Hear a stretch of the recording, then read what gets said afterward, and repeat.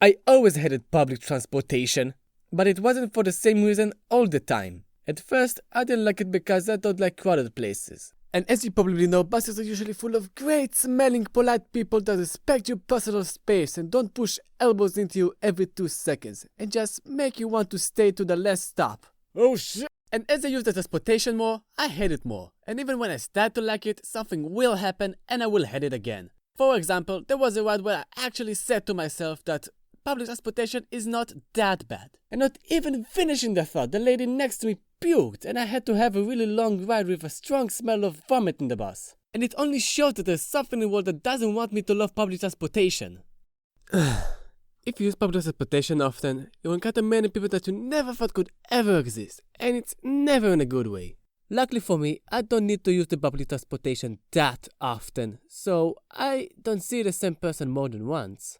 Except from that one person who's actually the worst person could be with on a bus. Someone who forces a conversation with you and you do everything to make it clear that you don't want to talk.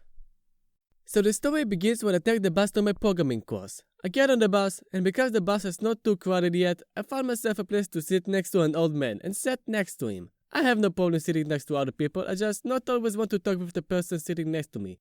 I mean, I never want to talk with the person sitting next to me. We are strangers, we're not supposed to talk to each other for no reason. So the old man turned to me and asked me, Do you speak Russian? Well, I don't understand the language, but I have some trouble building sentences. Ah. And the next thing I know is me listening to Bible quotes for half an hour. I'm not against religion, and I do like to talk about the Bible from time to time. But I was listening to my favorite song and I really wanted to go back to it. And I'm not a person who's gonna say, hey, I don't want to listen to you, I want to listen to my music. Because I think it's disrespectful in many ways. Drake, didn't you say the conversation was forced?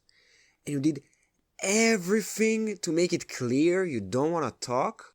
I was doing something. I was putting my headphones back every time he stops talking for more than 7 seconds. Because everyone knows that you don't talk with someone who has headphones on. So you did nothing? Yeah. But it was worth listening to him because after listening to Bible quotes for half an hour, I get off the bus and think to myself, well, that wasn't so bad. And it was really worth to see the excitement in his eyes. It was so cute. But I do hope I will never see him again. And you can already guess what happened next. After a week, I get on the bus and sit by myself. After a few minutes, someone taps me on my shoulder. I look back and see. Oh no. Do you speak Russian? I didn't know what to say, so I said, well, yes, we already met. You already told me everything about the Bible. Ah, that's because God wanted us to meet. This is where I understood. I'm gonna listen to Bible quotes for half an hour again. And I did. But this time, I was looking back the whole time. And after half an hour, it gave me a neck pain.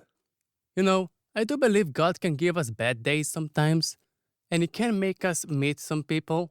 But I don't think He's gonna do it for no reason. I don't think He woke up in heaven and went like, oh boy, today is the day.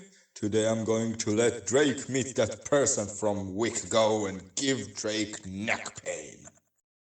But He did give me a story for a first video that was all over the place. But that's it for this video, and thank you for watching. Hope you enjoyed. Have a great day and have a great life. And until next time.